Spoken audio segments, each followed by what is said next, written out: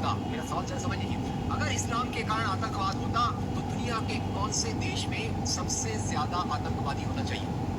Indonesia में। Saudi Arabia बहुत छोटा है, पता नहीं हमारे मुंबई के बराबर भी है कि नहीं। सऊदी अरेबिया बहुत छोटा है, सबसे ज्यादा आतंकवाद होना चाहिए इंडोनेशिया में, दुनिया का सबसे बड़ा मुस्लिम देश। वहां इस प्रकार का आतंकवाद नहीं है। नंबर 2, वो एरिया देखिए, अभी सवाल आपको बताया गया, उसको याद रखिएगा। इस दुनिया के आतंकवाद से, जिसको इस्लामिक आतंकवाद कहा जाता है गलती से, कैसा कहा जाता है वो भी बताऊंगा। इस आतंकवाद से मारे जाने वाले ज्यादा लोग, इससे मारे जाने वाले ज्यादा लोग हिंदू हैं, मुसलमान हैं या क्रिश्चियंस हैं? मुस्लिम। इस्लाम के नाम पे आतंकवाद है, सबसे ज्यादा कौन मारा जाता है? मुस्लिम। अब तीसरी बात का ख्याल कीजिए, किस एरिया में इसका लोकेशन है? This terrorism is located in which area? उस एरिया की मैं 3 आपको बातें बताता हूँ। उस एरिया में, जिसको मैं वेस्ट एशिया कहता हूँ, पश्चिम एशिया में 3 चीजें हैं। नंबर 1, वहां रहने वालों में मुसलमान ज्यादा है, यस नो? उसी एरिया में आतंकवाद ज्यादा है, उसी एरिया में तेल का खजाना है। तो आतंकवाद तेल के कारण है कि इस्लाम के कारण है? तेल के कारण है। और तेल का कब्जा कौन करना चाहता है? तेल का कब्जा वो ताकत करना चाहती है जो वॉशिंगटन में बैठे हुई पूरी दुनिया को नचाते रहती है। काम करने वाला कोई और गुनाहगार कोई और बनाया गया। अब ये आया कैसे? तो आपको बता दूं कि ये अल कायदा के जो मदरसे, अब मदरसा अपने आप में खतरनाक शब्द उसमें कर देते हैं, कुछ मदरसों में इस आतंकवाद की ट्रेनिंग दी गई। इस्लाम के कारण गलत। ये जो मदरसों में आतंकवाद की ट्रेनिंग दी गई, उसके पीछे जो हाथ था, 2 चीजों का था। सबसे बड़ा हाथ था अमेरिका का। अमेरिका ने $8,000 मिलियन, 7,000 टन हथियार दिए अल कायदा को। उनका ब्रेन वॉश किया गया। इस्लाम के जो 2 महत्वपूर्ण शब्द हैं, माफ कीजिएगा अगर मैं कुछ गलत हूँ, मैं इस्लाम का स्कॉलर नहीं हूँ, समझने की कोशिश करता हूँ, कुछ मैंने गलत कहा तो उसमें माफ कर दीजिएगा। तो 2 शब्दों को उन्होंने बदल दिया। एक शब्द था जिहाद। जिहाद तो जो है जिहाद अकबर, जिहाद असगर। जहां तक मेरी समझ है, जिहाद अकबर का मतलब होता है अपनी बुराइयों के खिलाफ लड़ना। जिहाद असगर का मतलब होता है समाज की बुराइयों के खिलाफ संघर्ष करना। तो इस जिहाद शब्द का मतलब बदल कर दिया गया कि जो भी व्यक्ति आपसे असहमत है, जो भी व्यक्ति को, किसी को पहले काफिर लेबल करो। अब काफिर का भी एक बहुत अलग मतलब है, I won't go to the details of that. तो काफिर किसी को बोलो, उसको मारो, तो उसको जिहाद के नाम दिया गया। और ये ट्रेनिंग उन मदरसाओं में हुई जिसको अमेरिका ने पैसा दिया, अमेरिका ने सिलेबस भी दिया। और तो और मेरी समझ है, मदरसों में कुरान की ट्रेनिंग देते हैं, वो कैसे होना चाहिए वो आपके बीच में चर्चा का मुद्दा है। और यहाँ जो ट्रेनिंग दी गई, उसका सिलेबस वॉशिंगटन में बनाया गया।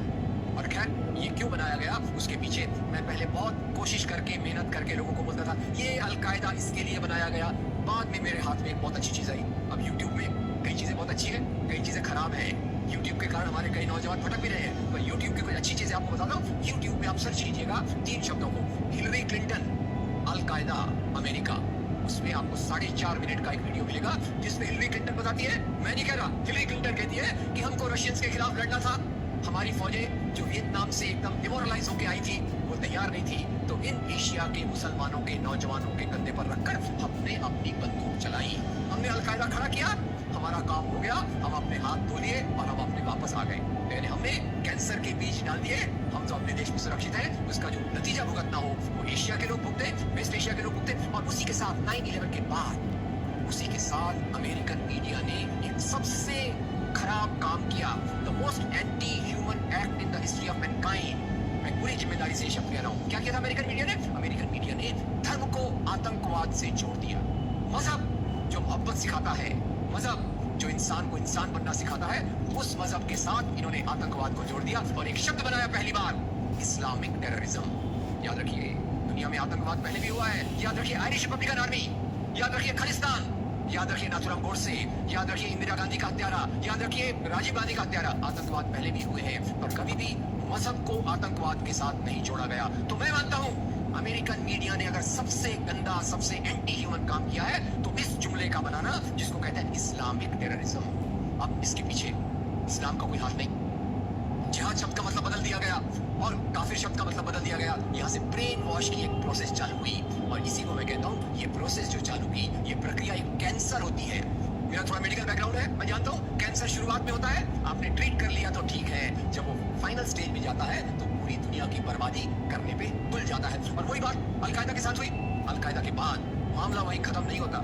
तेल की प्यास, तेल की भूख बहुत बड़ी है। आप जानते हैं भारत 200 साल तक गुलाम रहा इंग्लैंड का। काहे के लिए गुलाम था? क्योंकि उनको यहाँ का कच्चा माल लूट कर ले जाना था। After colonialism there is imperialism. और ये इंपीरियलिज्म चाहता है दुनिया के रॉ मटेरियल्स, दुनिया के रिसोर्सेज को लूट कर अपनी समृद्धि को, अपनी प्रॉस्पेरिटी को बढ़ाया जाए। और उसी के चलते उन्होंने एक और काम किया और वो काम था इराक में हमला।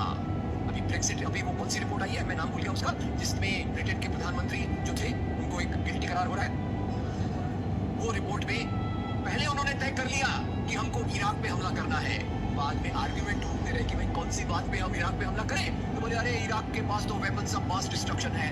उस बात पे लंबी बहस चली और यूनाइटेड नेशंस, जिसको अमेरिका ने अपने जेब में रख लिया है, उसके सहारे से उन्होंने इराक पे हमला किया। और वो इराक पे हमले के कारण जो वहां की आर्मी स्ट्रक्चर था, जो फौज का स्ट्रक्चर था, वो डिस्टर्ब हो गया।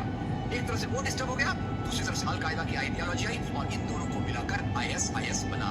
काम है इस्लाम का नाम, इस्लाम के नाम पर जो काम हो रहा है वो वास्तव में it is a design of imperialist powers to control on the oil resources of the world. इससे गंदी बात दुनिया में कोई नहीं हो सकती कि मजहब के नाम पर एक पॉलिटिक्स, मजहब के नाम पे आर्थिक समस्याओं को अमेरिका हल करने की कोशिश कर रहा है।